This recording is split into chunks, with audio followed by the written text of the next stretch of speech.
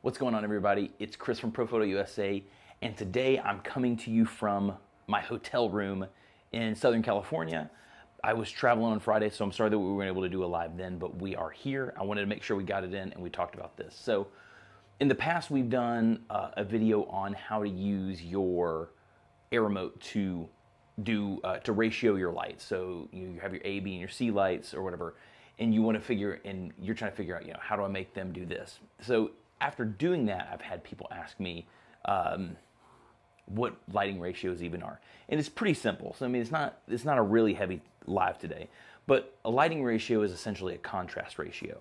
It's trying to decide how much light you want between your key, so your main light, and your fill light.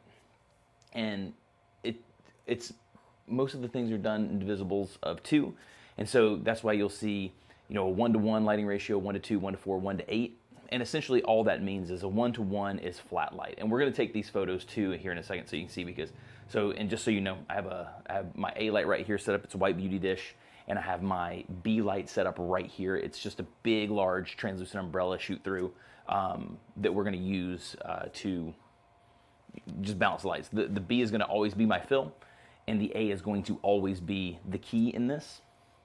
So essentially, you're just balancing that. So if I'm going on a 1-to-1 lighting ratio, my key and my fill are going to be the exact same as far as lighting me up. So there's not really going to be much tonal variation between the two.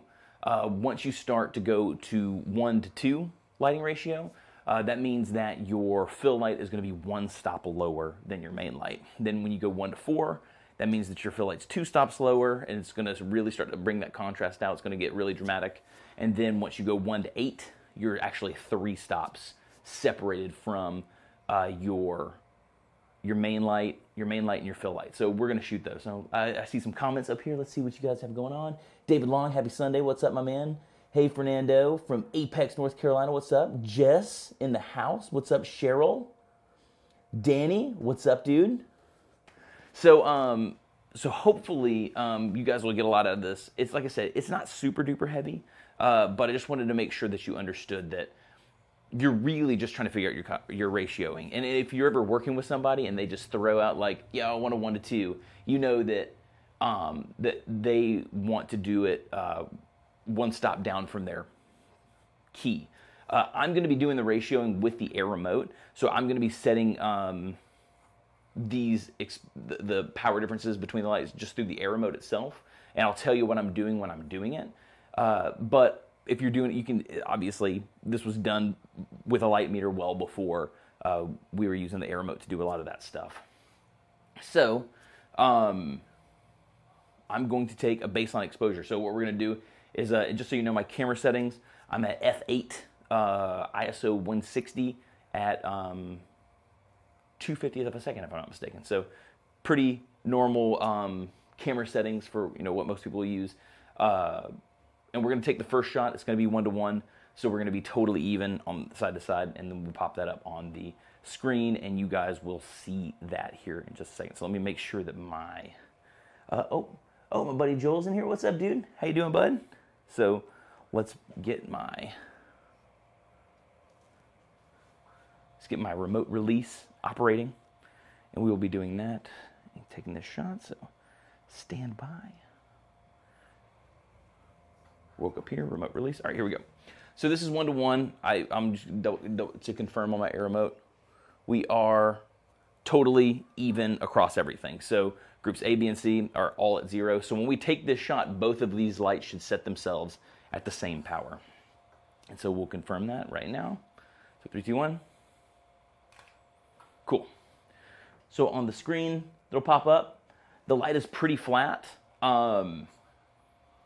I've got some darkness over here, letting some of the shadows, or actually over here, letting some of the shadows creep in a little bit more. So, but for the most part, across my face, it's pretty even. And just so you know, like from the camera, my camera's sitting here, and it's like right against the umbrella. So they're pretty close. So the umbrella fill's coming straight at me, whereas I've got a little more direction coming from the beauty dish. So now all I'm going to do on the air mode is I'm going to go and I'm going to set it to 1 stop lower than the output of, I'm going to set it to 1 stop lower than the output of the main. So we're going to be down a stop. So I'm just going to go to B right here. And I'm going to turn this down 1 stop. Perfect. So now when we take this shot, I should be down a stop. So here we go.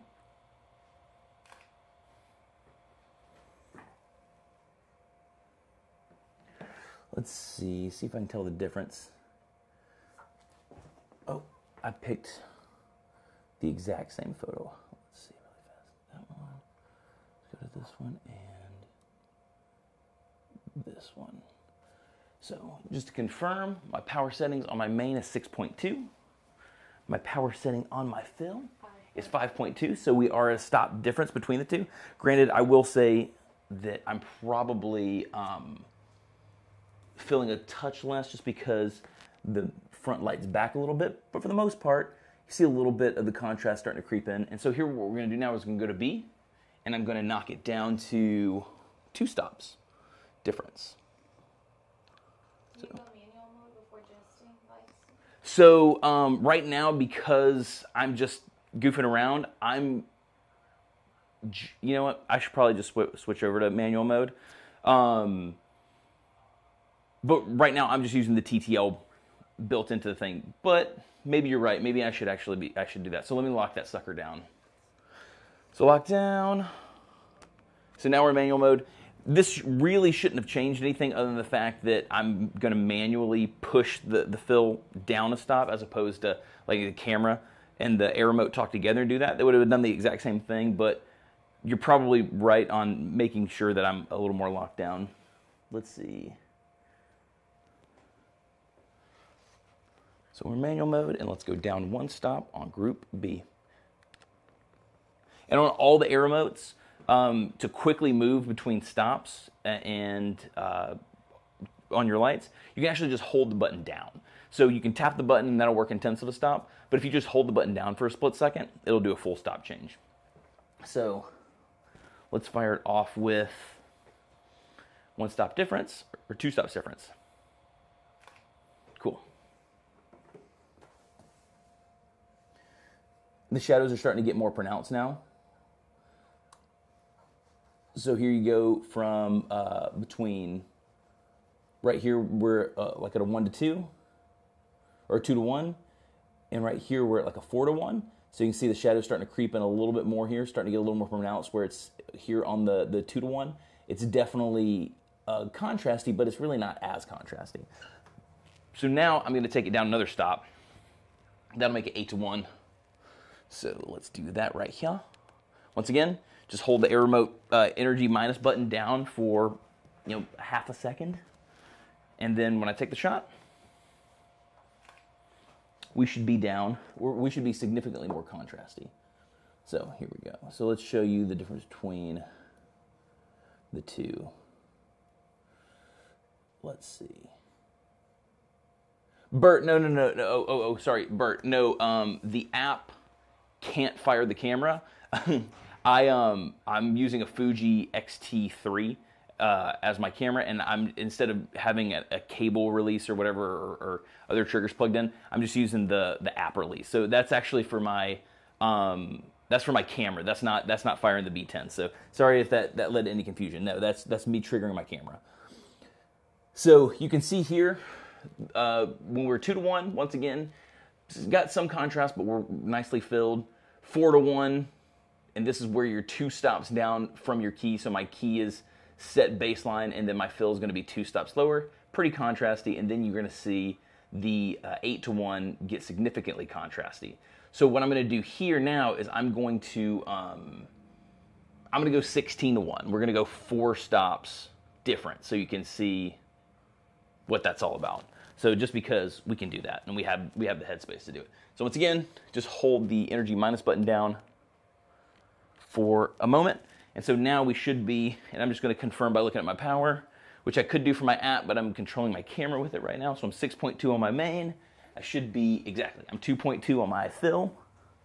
So 4 stops difference between the light. So we're gonna take that shot, and you see how contrasty we really get. And once you start getting like 4 to 1, you're gonna start losing detail in the shadows. I'm in a pretty, compact hotel room, so the light's bouncing around the white walls a whole bunch, so it's probably gonna fill in a little bit more. But if you're in a little bit bigger of a space, 4 to 1 is where you're really gonna start losing some of that detail in the darks. So here we go. 3, 2, 1. Oh, did my camera go to sleep? My camera went to sleep. That's awesome. Here we go.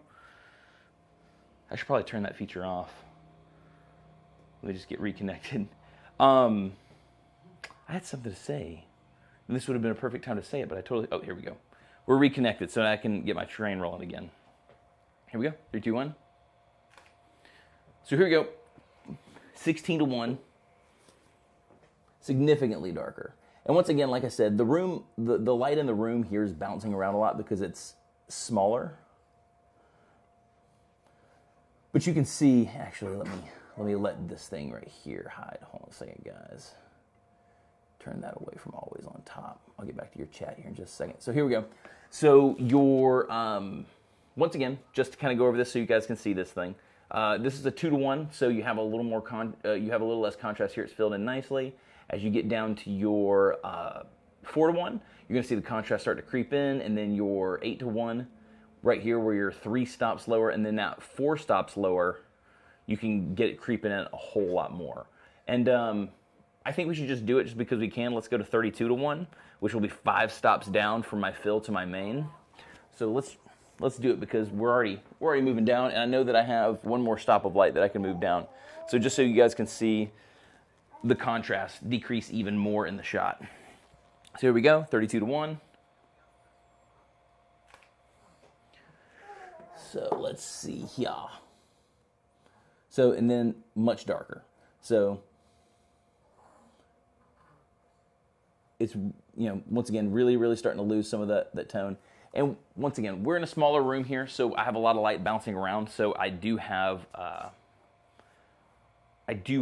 some extra kind of light hitting some things and filling in a little bit. But once again, if you're in a space that you have a little bit more room to move around, that's something that you need to remember. So, sorry. So you need to make sure that you're paying attention to all of that stuff. So, but hopefully, let me see if you guys have any comments because it's pretty straightforward stuff. Let's see. Oh yeah, hid my comments. So, do you represent your representatives here in Brazil? Because I send email, but I never respond to buy your product. So, Ronnie, I don't actually. So I run. I work for the United States subsidiary. So I don't actually. But shoot me a private message to me personally, Chris Fain, and I will make sure that you get in contact with whoever it is that you need to be in contact with. Because I'm sorry that people aren't responding to you, but we try to be pretty responsive. So like I said, shoot me a personal message, and I'll get right back to you. Let's see, anything else? Cool? No? Awesome. So like I said, ratioing is pretty simple. You're just dividing the fill number by 2. So every time you divide by 2, that's just another stop of light. So once again, 1 to 1, really even edge to edge, so it's a pretty flat light. And then as you start to want more contrast, you're going to start dropping your fill light down. So once again, 1 to 1, really flat. 2 to 1, you're a stop down on your fill. 4 to 1, you're 2 stops down. 8 to 1, you're 3 stops down, and so on and so forth. You just keep dividing by 2. So hopefully that was some cool information. Hopefully, guys, if you were wondering about how ratios worked, you learned some cool stuff. In the meantime, I hope you guys have an awesome weekend. I've got some more cool stuff coming on from California here this week planned. So stay tuned for announcements. I'm going to be hanging out with Michael Anthony for one day, and we've got some other cool live stuff going on. So just pay attention. We'll be here. We'll be doing some cool stuff. So in the meantime, have an awesome rest of your Sunday, and we'll see you next week. Later.